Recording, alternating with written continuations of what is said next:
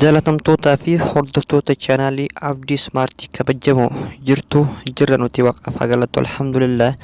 Egaa guyyaa har'aa Imo irratti waan tokko isinitti agarsiisa. Wanta ani isinitti agarsiisu jechuudha. Imo kenna namni xalafee nu wajjin fayyadamaa yoo jiraate akkamitti akka namni nu wajjin fayyadamaa jiru ofirraa baruu dandeenya. Erga ofirraa baree nama kana akka lamuu deebi'ee Imo keenya seenuu hin dandeenye akkamitti remove gochuu dandeenya kan jedhu. Namoonni hedduun akkuma beekamu fakkeenyaaf Imo isaa nam tokko cabsee wajjin fayyadame Imo san delete godhee bifa haarawaan gabbuusee banataa jechuudha. Yoo inni banates namni sun keessuma jira jechuudha. Akkasitti keessaa isiniif ba'uu hin danda'u waan ta'eef maaliif nama hedduutu gaaffii akkasii gaggaafata waan ta'eef jechuudha. Kanaaf namni tokko Imo nama waliif fayyadamaa jiraatan lakkoofsichi sun yoo isin bira jiraate namni kun abadan akka Imo sun hin deebinetti akkamitti Imo keessan keessa baaftanii yoo ammoo Imo keessan shakkitanis Imo keessan check gochuu dandeessanii jechuudha. Namni kan isin wajjin akka fayyadamaa jiramu fayyadamaa hin jiru.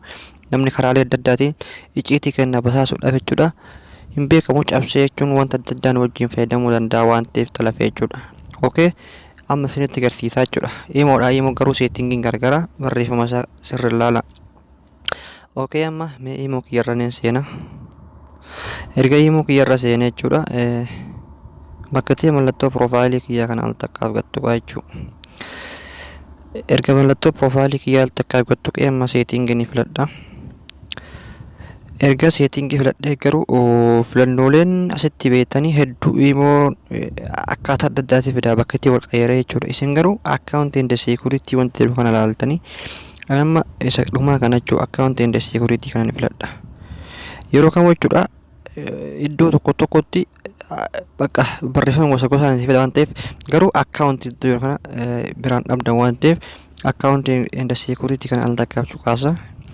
Erga siyaasatti barreeffamatu iddoo jirama change phone number manage device request account info and delete Imo kan jedhudha. Isa nama silkii keessan keessa jiru baruu barbaadda waan ta'eef manage device iddoo jettan ilaalte al takkaafi gadi qabdan jechuudha. Innaa akkuma agartan Samsung G7 1F Samsung isa jiru kana inni kun kiyyuma jechuudha.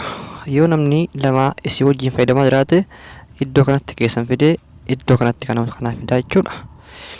Isin ammoo nama kana ofirraa silkiin kun amma keessan waan ta'eef ni beektanii dhiistanii nama sana mootu asitti yoo silkii lama godhee isinii fida jechuudha.